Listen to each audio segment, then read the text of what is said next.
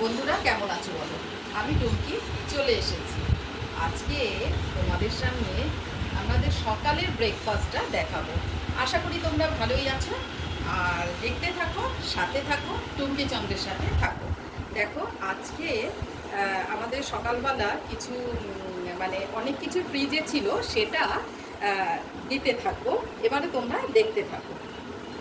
আগে এটা আমাদের 4 জনের মেম্বার, তোমরা তো জানোই। আমার মেয়ে এই চিলাটা বানিয়েছে। এই চিলাটা মুগ ডাল দিয়ে বানিয়েছে। খেতে নিশ্চয়ই ভালোই হবে, আমার মেয়ে যেহেতু বানিয়েছে। আর ও কিছুটা ইউটিউব দেখেই শেখে।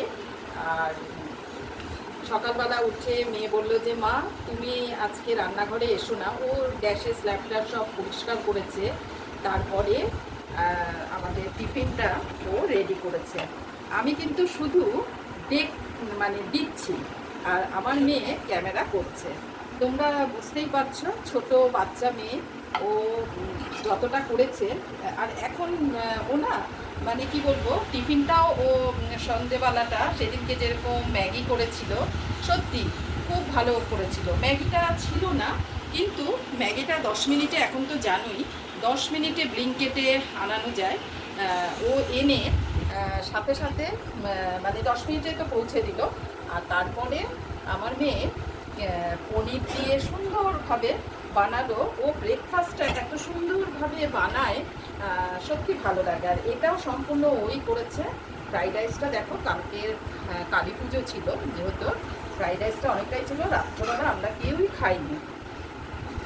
সেজন্য এখন রেডি করছি। সাথে থাকো, কীরকম লাগছে কমেন্টে একটু জানিও। আর হ্যাঁ, যারা নতুন হয়ে থাকবে তারা কিন্তু আমার চ্যানেলটা সাবস্ক্রাইব করে পাশে থেকো। দেখো লাড্ডুও দিয়েছে। কালী পুজোর সময় তো এই লাড্ডু মানে আমাদের পাশে দিচ্ছি, আমাদের পাশের বাড়ির থেকে লাড্ডুও দিয়েছে। এইগুলো দিয়ে আজকে সব ব্রেকফাস্ট হচ্ছে। কিরকম লাগছে তোমরা কমেন্টে জানাবে। আর দেখতে থাকো, সাথে থাকো, পাশে থাকো। দেখো পনিরগুলো, আর এতটাই তেলটা কিন্তু আমি দেব না, তেলটা ছেঁকে ছেঁকে দিচ্ছি। দেখো কতটা তেল, আর দারুণ স্বাদ।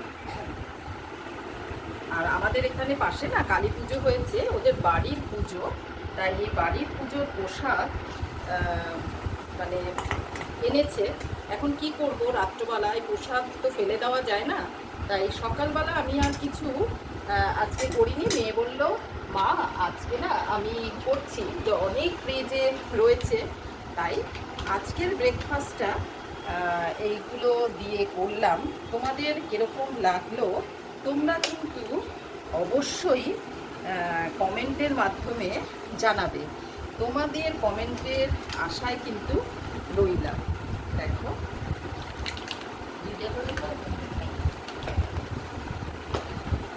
কীরকম লাগছে। আমার শাশুড়ি মাও বললো দুটো করে দেও কেন, আমি সেজন্য কিন্তু স্টপ করে দিলাম।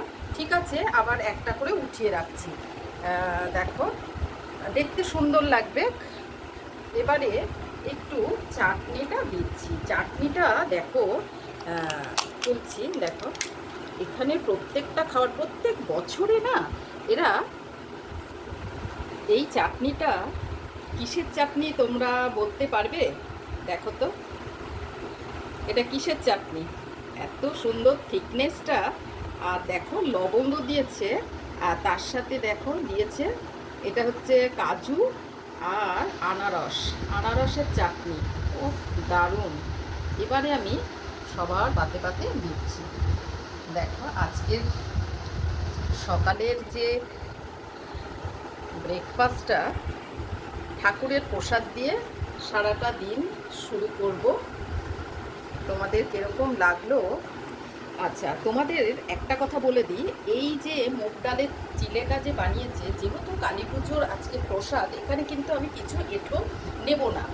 আর এই চিলাটা আমার মেয়ে বানিয়েছে মুগ ডাল গুঁড়ো করে দিয়ে, তার মধ্যে আদা দিয়েছে, কাঁচা লঙ্কা দিয়েছে, আর অল্প একটু মানে আর জিরে নুন দিয়েছে, এই দিয়ে এই চিড়াটা দারুণ হয়, খুব টেস্ট হয়। আর তোমরা একদিনকে বানিয়ে খেও, সত্যি ভালো লাগবে।